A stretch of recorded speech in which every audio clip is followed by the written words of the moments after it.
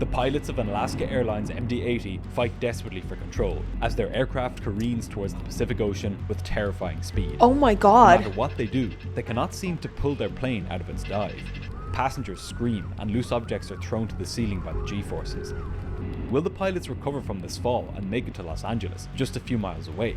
Or will they lose their fight against their deranged aircraft? I will be honest, I had no idea what this one was about. It was recommended to me in my Twitch chat and I thought, hey, cool, I'll put it on my list. Wow, what a shocking beginning. Holy, I hope they survived. What the hell? This is the story of Alaska Airlines Flight 261.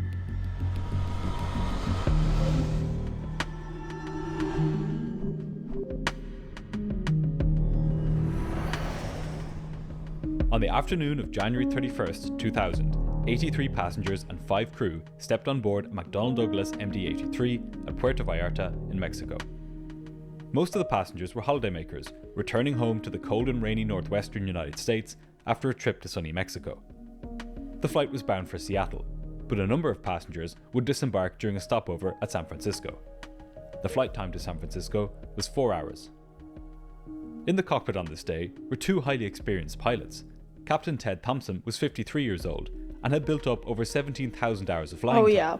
more than 4,000 of which were on MD-80 aircraft. He had started his flying career with the US Air Force, and by this point, he'd been flying with Alaska Airlines for 18 years. Sitting to his right was 57-year-old First Officer William Tansky. Tansky had spent 20 years flying transport aircraft for the US Navy before joining Alaska Airlines in 1985, where he accumulated over 8,000 hours flying the MD-80. Both pilots had spotless flying records. But as they set up their aircraft for departure, they had no idea that it contained a critical weakness. As it would turn out, flying this particular aircraft, along with many of the other MD-80s in Alaska Airlines' fleet, was like playing Russian roulette. Cost-cutting measures at the airline had meant that it was only a matter of time before something went seriously wrong on board one of their aircraft. On this January day in the year 2000, the first signs of one such problem would appear just minutes after takeoff. So what I'm gathering here is the airline was cutting costs and thus maybe maintenance wasn't done properly or something similar to that, which could of course lead to issues on the flight itself afterwards.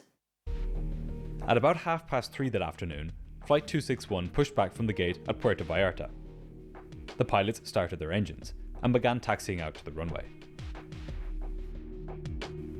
The weather was perfect for flying, light winds and clear skies. At least at this point, there was no reason to suspect that the flight would be anything but routine. After a short taxi, First Officer Tansky lined the aircraft up on the runway and pushed the engines to take off power. The aircraft performed as normal on takeoff. Passengers sitting in the window seats retreated to pristine views of the sandy Mexican shorelines as the plane climbed out. First Officer Tansky flew the aircraft by hand during the departure, while Captain Thompson dealt with air traffic control. After a few minutes, as the plane passed through 6,000 feet, Tansky engaged the autopilot. My YouTube analytics page tells me that people from all over the world will be watching this video, which is pretty amazing. But unfortunately, much of the web is not as free as YouTube in terms of VPN? Let's see. what you can watch. If you want to watch Friends on Netflix, for example, there are plenty of countries where you can't do this. That's where today's sponsor, Atlas VPN, comes in. Oh, that's a new one. I've never heard of that one. Atlas VPN allows you to unlock your favorite movies and TV shows from all around the world by bypassing national restrictions. I like to use Atlas VPN when I'm buying things online, because companies can't artificially increase the price based on my location or on whether I've searched for that product before. So whether I'm booking flights or hotels or just buying stuff online, I know I'm getting the best price. It's so useful at doing this because it's more than just a VPN. It blocks ads and trackers, and it keeps your searches private. It even notifies you when someone tries to steal your data. You don't even need a different subscription for your phone, tablet, and your PC. All of your devices are protected with a single subscription. Atlas VPN is currently running the best VPN deal on the market, giving you all of their fantastic features for just $1.70 per month, and 6 months extra with a 30-day money-back guarantee. Click my link in the video description to snatch up this deal. I of course linked the original video in my description, so if you want to check that out, feel free to do so. Although the video is pretty old, so I don't know if this is still active. And now, back to the video. It wasn't long before the pilots encountered the first sign of trouble. As they climbed through 23,400 feet, a warning light appeared in the cockpit. It told the pilots that the autopilot was unable to move the stabilizer, the horizontal part of the tailplane. Normally, as pilots or autopilots fly, they tilt the stabilizer up or down to make it easier to control the plane. For example, when they want to climb, they first pull back on the control column, which moves the elevators, these tabs at the back of the stabilizer. The upward deflection of the elevators pushes the tail of the plane down, which pushes the nose of the plane up, causing it to climb. But it would be too much work for the pilots to continuously pull back on the control column to keep the plane in a climb. So, they use switches on their control columns, known in the MD-80 as pickle switches, to tilt the horizontal stabilizer itself. That's the actual wing here on the tail of the plane. With the horizontal stabilizer in its new position, it does the job that the elevator had been doing previously. So there's no longer a need for the pilots, or the autopilot, to pull back on the control column to move the elevator. Makes sense. The purpose of this process, known as trimming, is to lower the workload for the pilots and to keep the plane in trim, making it more aerodynamic. Okay. The position of the stabilizer is shown by this indicator here in the cockpit. Forward means the trim is moving to a nose down position, and backwards means it is moving towards a nose up position. For those not familiar with aviation, this is a lot of new words and new concepts, but they're vital for understanding what is now about to happen, Flight 261. If anything, I'm glad that he's explaining it so thoroughly, because now it really feels like I sort of understand what's going on. The warning light which had appeared in the cockpit told the pilots that the autopilot was no longer able to move the stabilizer. There were two possibilities here. Either the motors which moved the stabilizer had stopped working, or the stabilizer itself had jammed. Oh. The pilots would try to It would be really bad if the stabilizer jammed, right? How vital is the stabilizer for flight? find out which one of these it was in a moment. But first, Tansky decided to disconnect the autopilot to get a feel for how the plane was flying. Makes When sense. he did this, he could immediately feel the problem through his control column. The aircraft was badly out of trim. With the horizontal stabilizer stuck in position, Tansky had to pull on his control column with as much as 50 pounds or 23 kilograms of force just to keep the plane climbing. Oh my god. There was no way the pilots could do this for the entire 4-hour flight. They had to get the stabilizer moving again. Oh my gosh. They took out their... So it is really, really bad if the stabilizer is not working. I guess the autopilot could sort of maintain, but even the autopilot was struggling with it, no? So, bad. checklists and began troubleshooting. In the back of the aircraft, the passengers had no idea that the pilots were hard at work in the truest sense, pulling with considerable force on their controls while they tried to fix the problem with the plane. As Tansky pulled in his control column, the air was pushing against his stabilizer at a speed of 600 kilometers per hour, over 370 miles per hour, forcing the nose of the plane down. Oh man. It was not an easy task to keep the plane climbing. The checklist procedures focused on getting the pilots to try different ways of moving the stabilizer. They had tried the pickle switches, which moved electrical motors in the tailplane, but this hadn't worked. They also tried the longitudinal trim handles, here, known as the suitcase handles. They had even tried both at the same time. But still, the stabilizer wouldn't budge. They tried the alternate trim system, which uses a different motor. But that too couldn't move the stabilizer. Oh my gosh. They totally checked the circuit broken. breakers to see if an electrical problem had prevented the operation of the stabilizer. But all of the circuit breakers were in their normal position. No matter what the pilots did, the stabilizer was stuck at 0.4 degrees nose down. It's crazy because during this whole thing, like while they're checking, one of them has to like, with full physical force, try to like pull so that the plane doesn't go nosedive. I imagine that would be quite stressful because even if it's not the hardest thing to do for a little while, after a while it will get really, really hard. Maybe they were also like taking turns doing it, I don't know. The pilots continued flying north towards San Francisco, oblivious to the danger now lurking in the tail. Inside the tail, the jack screw, which was supposed to be able to turn freely, pitching the horizontal stabilizer up and down, had become jammed. And it was even worse than that. Over repeated cycles during previous flights, the threads on the nut, which the jack screw rotated within, had begun to wear down. Incredibly, they were just now 1/10 of their original thickness. They were barely hanging on. Whoa, Some of 1/10? the threads had already been sheared off and were tangled in the space between the jack screw and the nut. It was only a matter of time before the rest of the threads followed them. I wonder how often this stuff gets inspected, because there's a lot of systems on a plane, right? And before every single takeoff, there is a safety inspection from what I've heard. But how thorough is it? Because 1/10 of its usual size is a lot of wear and tear. And even with budget cuts, don't you check that every once in a while where it would be noticeable to someone? I don't know. If the crew had known how serious their issue was, they would have flown back to Puerto Vallarta immediately. If they had done this, a ground crew would have inspected the plane on arrival and found that the aircraft had come terrifyingly close to catastrophe. Inside the tail of the plane was a ticking time bomb. But at this point, the pilots assumed that this was nothing more than an issue with the electrical motor which operated the stabilizer. Their checklist never mentioned that if they couldn't resolve the issue, they should land at the nearest suitable airport. As far as they were concerned, their problem was a nuisance, which meant that they couldn't use the autopilot, meaning that they would have to hand fly all the way to San Francisco. Oh, that was the only thing that they were thinking? I don't know, it sounds quite stressful to me, but maybe to a pilot this is more normal than I expected, I don't know. Pulling back on their control columns with force all the way there. Okay. But as the crew reached their cruising altitude of 31,000 feet, there was some relief. As the aircraft began to speed up, the pressure required to keep the plane level gradually decreased. The pilots went from needing to use about 50 pounds of pulling force on the control column to just about 10 pounds or 4.5 kilograms. That's a lot better. It wasn't nothing, but it was sustainable, at least until they got to San Fran. Yeah. Nonetheless, the pilots continued their attempts to fix the problem, trying the primary and secondary trim motors in different orders, and then together, and in every permutation they could think of. They had no idea that everything they did was only making the problem worse. Oh god. Quietly, in the back of the plane, the jack screw and its nut were like two of the Earth's tectonic plates, pressing against each other with tremendous force. In a matter of time, one of them would suddenly give. This would not be the earthquake that residents of San Francisco had come to expect. 2 hours later, Flight 261 was nearing its destination, and there was still no sign of the stabilizer coming unstuck.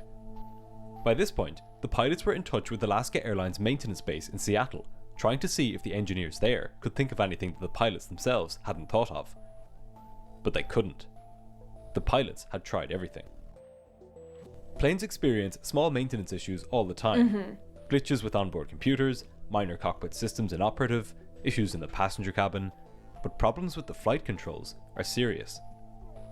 With the plane clearly exhibiting serious flight control problems, the pilots were beginning to think that the safest thing to do would be to land at the nearest major airport, and that was LAX, just a few minutes away.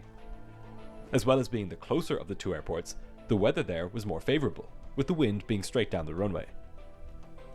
When the pilots raised this possibility with the maintenance engineer, and then after with the airline's dispatcher, far from helping the pilots, they pressured them to continue the flight to San Francisco.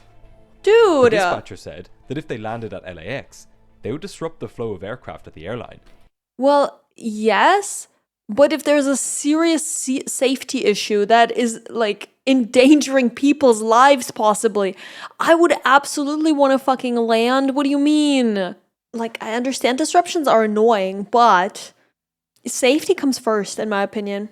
Leaving some passengers late. As it would turn out, this very pressure that the airline put on the captain to continue the flight to its original destination was a result of the same commercial pressure that had caused the issue with the aircraft's tail to begin with.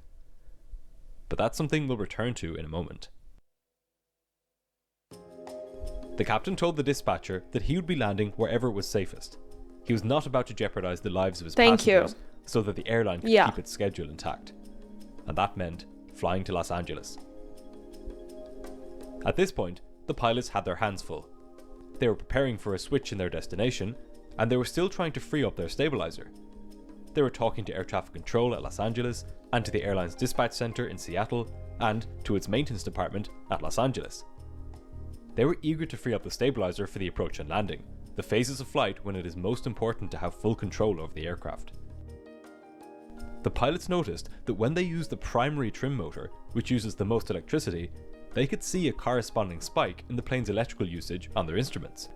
This suggested that the motor was working, and therefore that the stabilizer itself was jammed. At this point, the captain decided that he'd once again try the pickle switches and the suitcase handles at the same time. But if they know now what the issue is it smart to keep trying?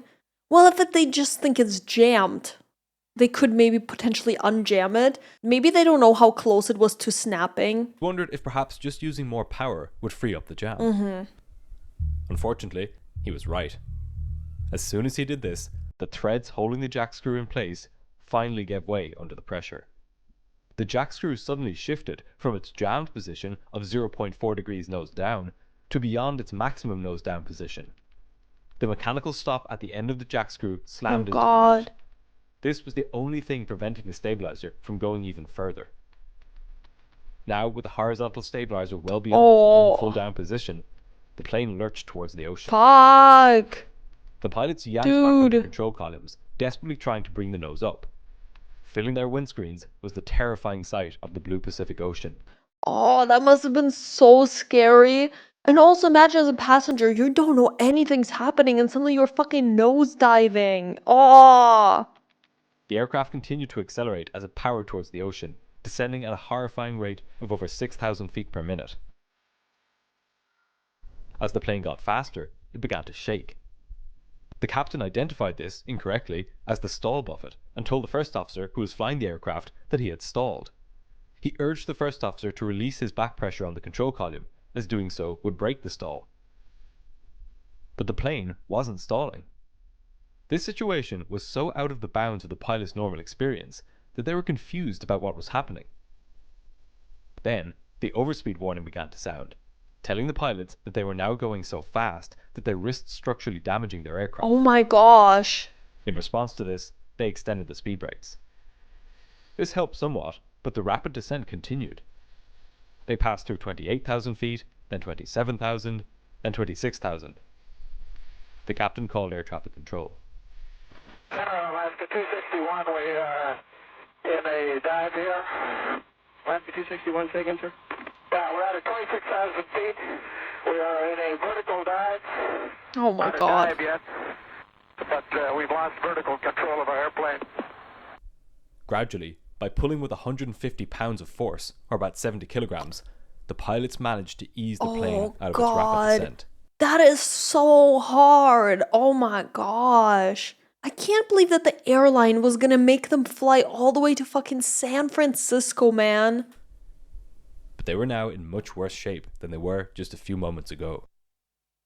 With the horizontal stabilizer now stuck in a new position beyond its normal limits, the pilots had to pull with tremendous force just to keep the plane flying level, and there was no telling whether it could get even worse.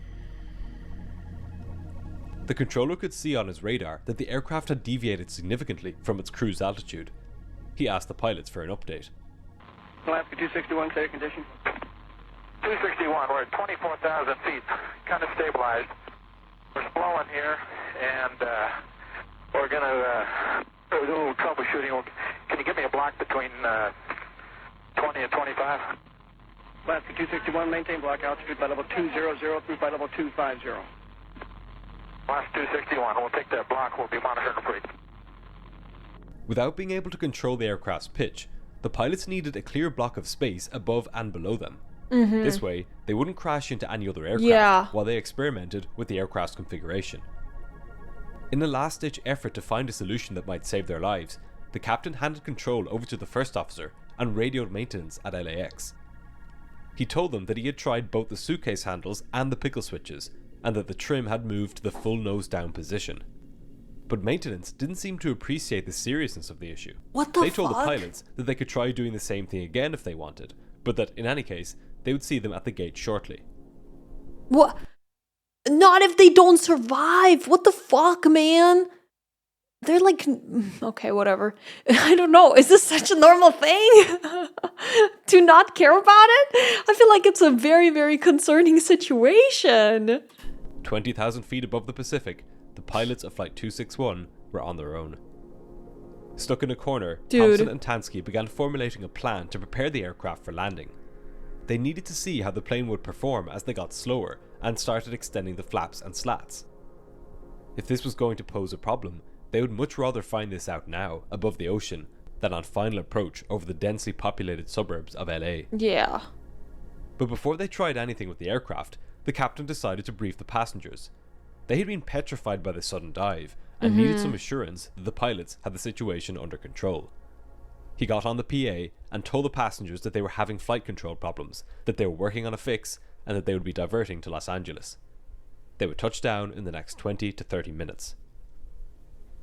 Passengers sitting on the right-hand side could see the sprawling city of Los Angeles stretching out along the coast.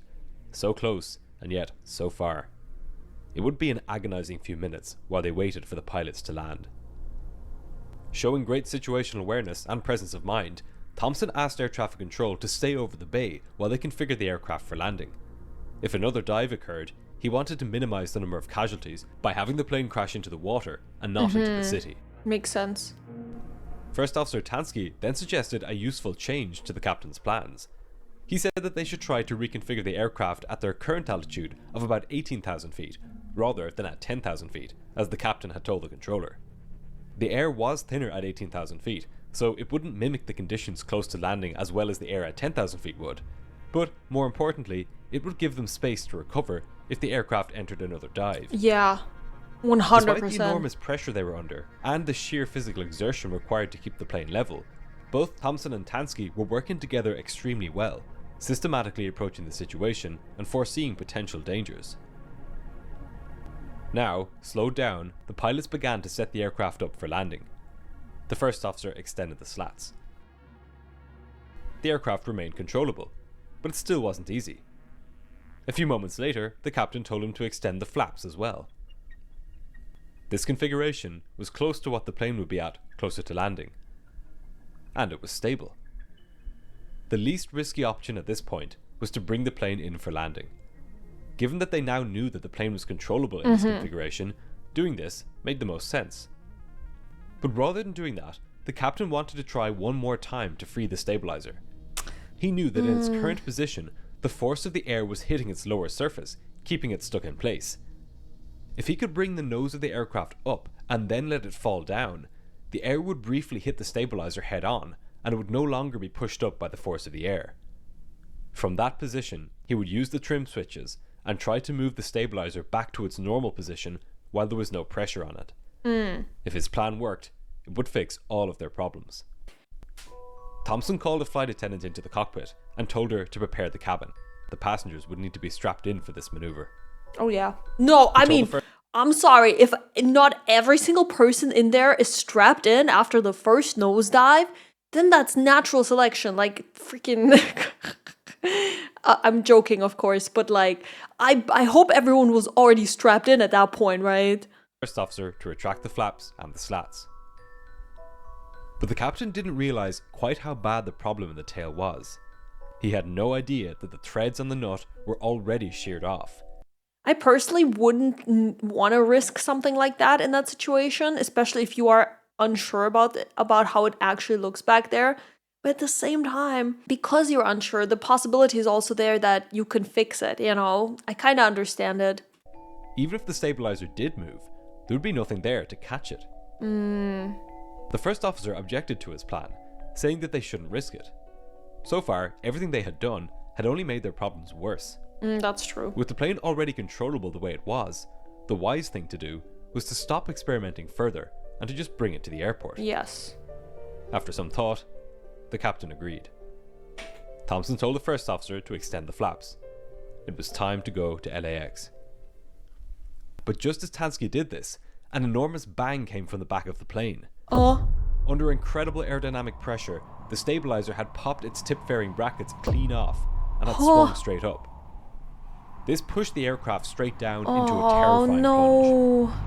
The pilots had now completely lost control of the vertical pitch of their aircraft. Any chance that they would be able to free the stabilizer had now disappeared. Oh my gosh. That didn't stop them from trying. With the aircraft pitching to over 70 degrees nose down, almost vertical, the captain reasoned that if the plane wanted to pitch down, he would let it, but he would put it upside down, so that down was up. He flipped the aircraft onto its back. Incredibly, his plan worked. What? The aircraft's nose was beginning to rise. This happened? I mean, I know it's possible, but it's like, what? A passenger airplane? What? What started off as a 70-degree pitch down gradually became just 10 degrees. I'm sorry, I'm just shocked. I just imagine being a passenger. You're just like doing a routine flight from Mexico to like San Francisco, and all of a sudden you're fucking flipped around like that. Holy shit. Flight 261 was now flying inverted. The pilots were hanging on by their shoulder straps. I've not seen, like, I've only recently gotten into aviation videos. Has this happened before? Is this a thing? And Captain Thompson was straining to push his control column forwards to bring the nose up. The first officer retracted the flaps and slats to see if this would allow them to control the plane any better. Captain Thompson urged Tansky to push with him, and both pilots desperately tried to heave the plane's nose above the horizon. But passenger jets cannot fly upside down. All the pilots had managed to do was to slow the plane's descent. If they were to have any chance, they would need to flip the plane back. The captain shouted at the first officer to help him kick the left rudder to swing the plane right side up. But upside down, Tansky couldn't reach it. So they switched to the right rudder, pushing it as much as they could. But it was no good. There simply wasn't enough time. The engines began to sputter and stall, unable to deal with the extreme angle of the oncoming air. The first officer extended the speed brakes in an effort to slow the plane down. But with the water fast approaching, both pilots knew that there was no saving the plane now. Captain Thompson said, "Here we go." No. At 20 minutes past 4 that afternoon, Flight 261 slammed into the ocean. There were no survivors. No. Oh, I really thought they would save it. No. Oh man, that's so sad. I don't know. I somehow thought they would figure it out. Oh man. And he just hit the water. Yes, sir. He hit the water. He's down. Okay. Oh man. The That was most so galling sad. thing about the crash of Flight 261 is how utterly preventable it was. Pure corporate greed on the part of Alaska Airlines had caused them to schedule less frequent maintenance inspections of the jack screw assembly in the tail of the plane. Poor adherence to procedures, which was endemic in the company's maintenance department, also meant that the full procedure for greasing the jack screw was often not followed. On Alaska 261, this ultimately culminated in a jack screw which was essentially dry as it creaked up and down during flight. It was only a matter of time before it simply broke, as it did on January 31st, 2000. Man, that is so 2 sad. years before the crash, a mechanic at the airline had raised concerns about the airline's shoddy maintenance practices, which included faking maintenance records with the Federal Aviation Administration. Faking records? Bruh. As a result of this, Alaska Airlines had put him on paid leave. What? This was an airline with no regard for the safety of its workers or its customers. Much has changed as a result of the crash of Flight 261. For one thing, modern aircraft, the 737 MAX excluded, are designed such that no single failure point, like a poorly maintained jack screw, can cause a crash. That's Checklists good. were also modified to discourage pilots from repeatedly trying items which do not work, and they also now tell pilots to divert if they have significant flight control problems. But most of the safety recommendations in the final report were aimed at Alaska Airlines and the FAA, stressing the need to shorten maintenance intervals for critical components like those found in the tail of the aircraft. For their heroic efforts to save the plane and its 86 passengers and crew, Thompson and Tansky were both posthumously awarded the Airline Pilots Association Gold Medal for heroism. Their decision to keep the plane over the water saved the lives of many people on the ground, preventing this from becoming a much worse disaster than it already was. Damn, I really didn't expect that. That was really, really sad. And also, honestly, I guess the worst part about it was the corporate greed, because it would never have happened that way. The fact that they tried to stop them from diverting to LA, even though they were struggling so hard, and they weren't even, it felt like they weren't even being taken seriously. Like, they even tried to troubleshoot with maintenance, and even then they got left alone, pretty much. Like, that is so crazy to me. I'm sure the pilots in that moment did the best that they could, and I'm just really sad that it wasn't enough. But yeah, that's crazy. Imagine as a passenger, you book a flight and you don't expect the company behind it to be so careless. And even as a pilot, the pilots deserve better too. The pilots also deserve to work for a company that values their lives and values their safety, right? I don't know. It makes me really mad, actually. If there's any other aviation stories that you guys want me to react to, please put it in the comments. I hope that you guys enjoyed watching this, and I'll see you for the next one. Thank you so much for watching. Bye bye.